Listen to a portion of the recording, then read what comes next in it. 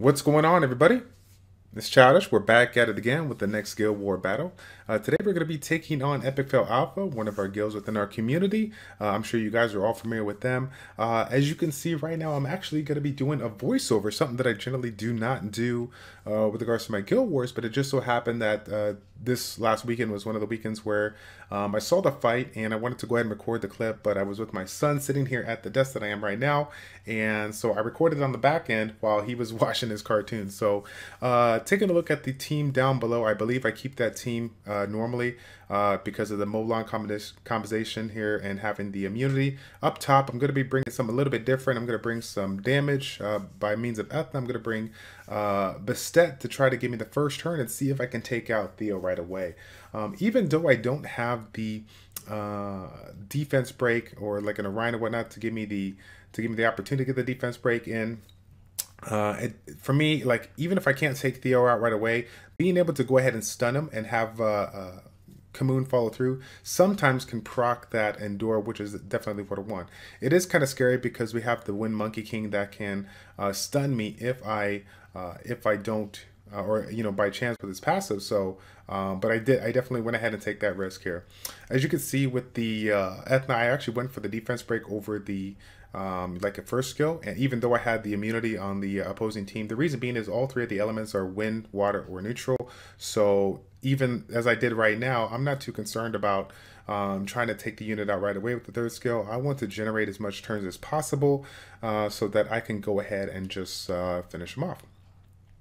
So again, obviously all the threat is down, so now we're just working our way with regards to this fight, and we should be able to get it done here. Oh, okay, it's gonna set us back. But again, if you guys haven't seen, I mean, I've been putting a lot of updates out. We're now 5 days away from the Summoners War World Arena Championship. It's going to be going down in Los Angeles via Santa Ana. It's going to be at the Esports Arena, so I hope you guys can make it all out. It should be pretty exciting. A lot of fantastic players are going to be heading down there. I can't wait to see who comes out with the W. Okay, so it looks right away, looks like Armadillos is running a 220, something like 230 plus Molong, super fast. So either way, we're not too concerned about that third skill because of Leica's passive here. I definitely am going to go for Molong first because I don't want to deal with the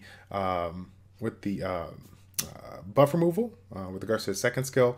This is generally how things end up going here, but now we'll have to see how it plays out here. I was figuring that I was going to get a proc on that provoke, which really didn't mean anything to me because even though Pern is going to be the bigger damage dealer, I generally still go for Ritesh. I don't know if that was a mistake or not. But me personally, with regards to Ritesh, he is always going to be focusing on Theo, and Theo is the unit that's going to be providing the defense break, so that is why I focused on that. As you can see right now, I'm taking a quick second to think of what I want to do. I thought that Ritesh was going to go ahead and attack with the violent procs there. It didn't happen, so now we're going to go ahead and focus him down. But of course, just don't have a lot of heals when it comes to Beta. I mean, she does have the AoE heal as well as the second turn heal, or the second heal with the 30% improvement, but it's not enough to keep these units at bay. The downside of this particular composition is that her heals are percentage based versus like a flat HP based. So pairing that with monsters that have a lower basically like a decent amount of HP pool, whatnot. I mean, the percentage base is not going to help out. You get a lot more benefit for having a flat HP with units that have a lower HP pool. So now we're going to take a look at the next comp. I believe I went ahead and attacked Pro Ninja here. So let's go ahead and see if we can skip on over to the. There, you can see my noobness right now. Checking the skills. Tian Leg, even though I deal with it all the time, like you think I would know it by now, but I still like to check it out normally. Okay, so it looks like I'm going to be setting up the bottom down below. It looks like I'm going to be gambling with that immunity from Villagewell. Up top, I'm probably going to keep the same team, but as you can see, I got Chilling in there. Kamoon, Chilling, Ethna has been a really, really strong team for me. Whether it's Kamoon, Bastet, Ethna, or Kamoon, Chilling, Ethna is really starting to turn out to be one of my standard comps. There are just tons of buff removal and buff stealing. Considering that this particular team has all types of buff throughout the whole team. We got the immunity and the attack buff from Rakan. We got the immunity and the defense break, or sorry, the defense buff on Amelia, and then we got, of course, the counterattack and the heal over time from Fang Yang. We got a lot of stuff going on. Notice again, I opt for the defense break on this particular situation here. Didn't want to go ahead and do the third skill because the stun chance could have been there, but I knew I wasn't going to do enough damage to take it out. It is kind of a gamble because now we got Recon with that provoke, and I can't do nothing about it. I think I'm going to go ahead and try to take a step back and get those buffs out so that I can at least put some dots on for Method, which I went ahead and did. Now, again, I'm trying to silence that Amelia. I don't want Amelia to cleanse and provide the immunity from the second, the human form or whatnot.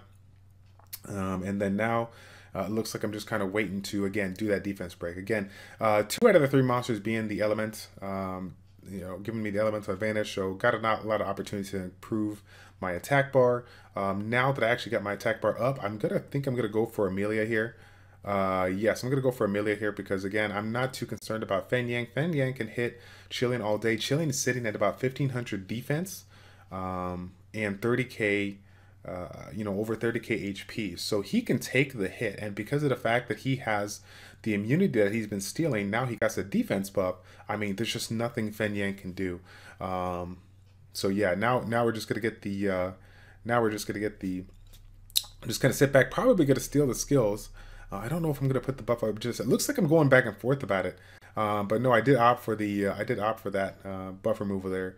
Didn't want to deal with it with regards to Ethna. That's the reason why. So I wanted to use Ethna's second skill. I knew it was up, but I didn't want to deal with the potential of getting the counterattack and the defense break on Ethna. If Ethna gets the defense break, I'm going to be in a little bit of trouble because, again, that collapse is going to be coming up soon. And because of the fact that my Ethna is defense, crit damage, HP with high attack and speed substats, I am very more susceptible to taking a death because if I have that defense break on me, 70% of my defense, which is a good chunk of my survivability, can definitely set me back here. So again, go for Rakan over Feng Yang because I don't want to generate those additional defense breaks. But now that he's left alone, I'm going to go ahead and work him on, taking my time. Don't even worry about this third skill.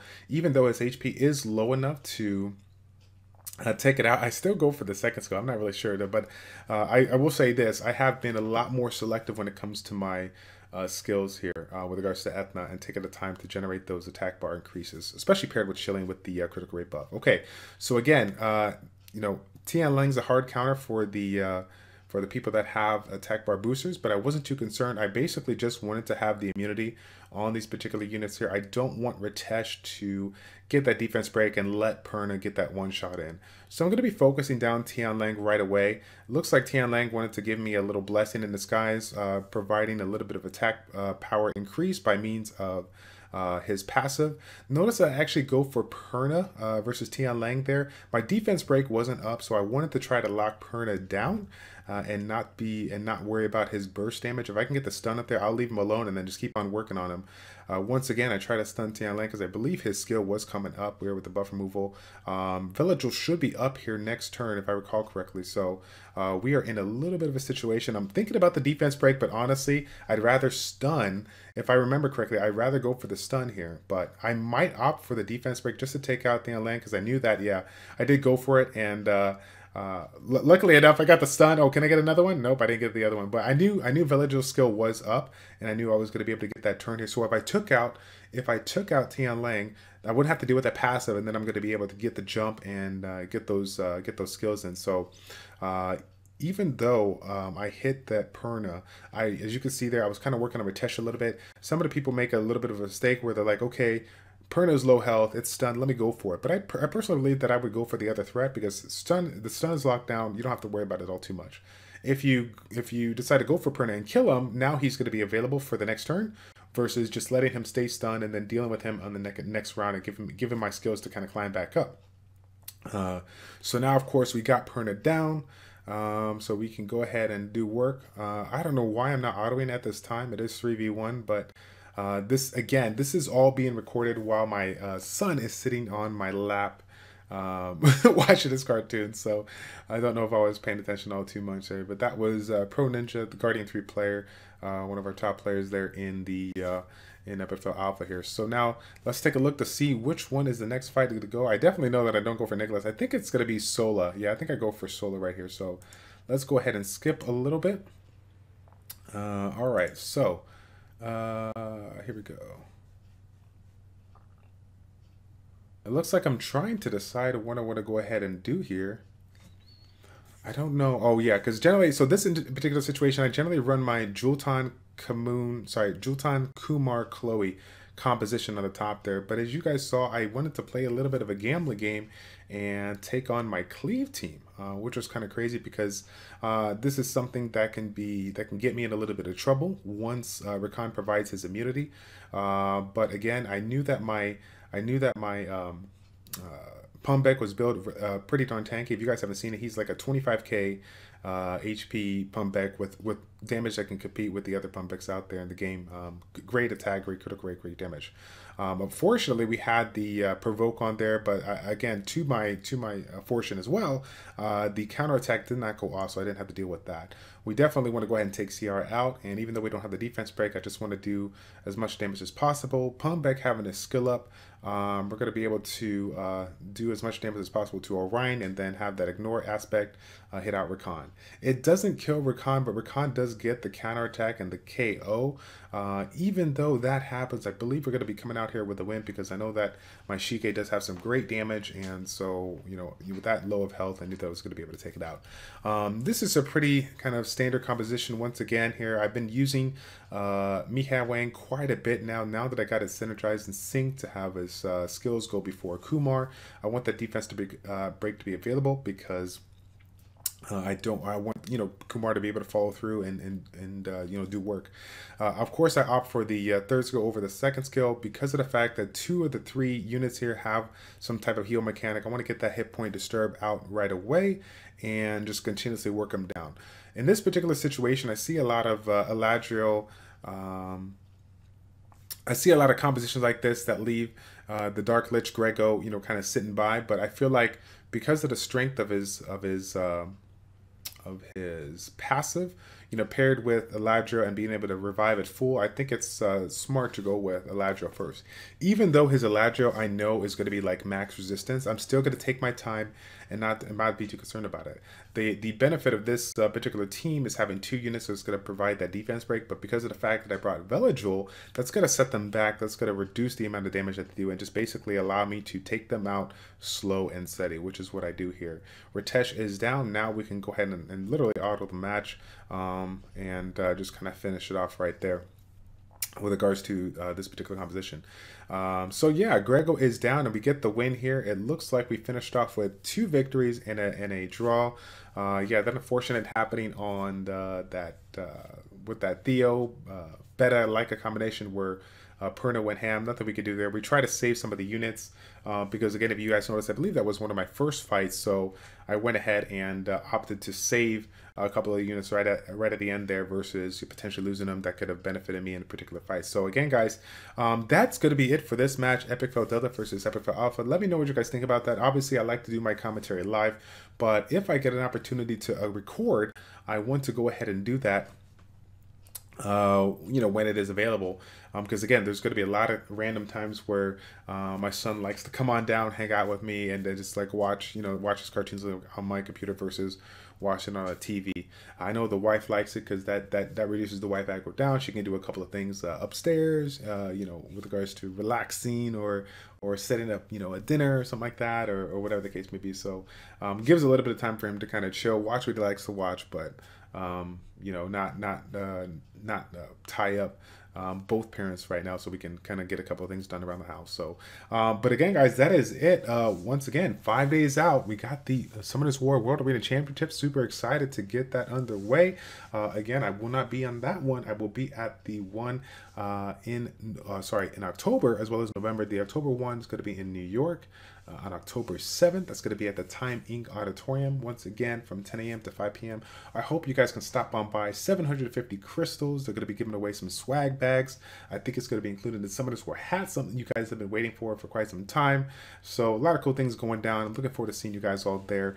I want to leave one thing off here. When I will make a mention as we get closer to the thing, but we're going to be doing a lot of like a little bit of vlogging, a little bit of sharing, like, you know, we're doing some, you know, records and getting some pictures with you guys. So if you guys could do me a favor, and you do use Twitter, hit me up there at ChildishPlays, and just spell it out just like it is, as you would see in my name with regards to YouTube. And then on the second or the last event in November, the finals, my family is going to be coming out, my wife and my son. So Miss W's is also going to be doing a little bit of the recording or tagging and whatnot. So again, if you guys haven't followed her on Twitter, it is _W's_ or at _W's_. If you guys want to check her out, she always gives us updates of when we go live, when we do collab streams and we go live. In addition to that, like I said, we're going to be doing a lot of quick pictures and, you know, give you guys an update, do some live recordings, and so you guys can see that kind of in real time if you won't be able to make it out there in November. So again, guys, that is it. Sorry for the long outro there. I just wanted to give you as an update on everything going down. I had a little bit of time today to do some, you know, editing and whatnot with regards to my videos. So that's what I wanted to go ahead and do. All right, that is it, guys. Thank you all so much for tuning in. It's your boy Childish, ChildishPlays checking out. Take care, and we will see you in the next video. I'm out.